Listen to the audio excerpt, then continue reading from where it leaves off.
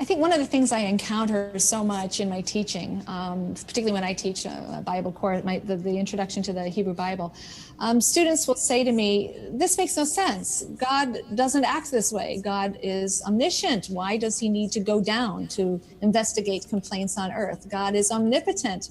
Why can't he do what he wants to do? Why is he thwarted? Why couldn't he create humans so that they wouldn't have sinned in the garden?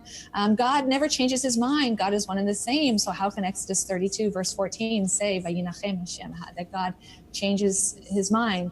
And what I remind students is that that image of God is really an outcome of a certain Western philosophical tradition that's grounded very much in Greco-Roman notions of the divine as that which is static, immutable, unchanging truth. And that those notions really come from a different cultural concept and a different kind of conversation. God is the unmoved mover, and one in which perfection is understood to be stasis, unchanging, static reality.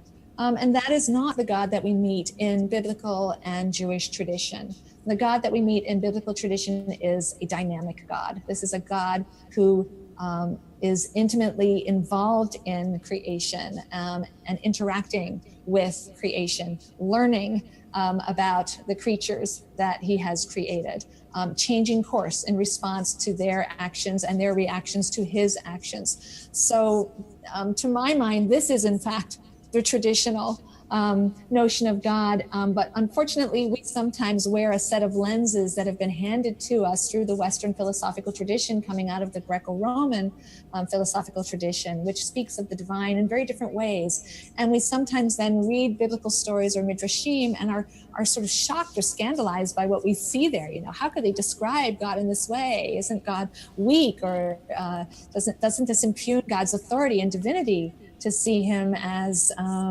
as being someone who negotiates or who could be talked out of things or who adjusts himself?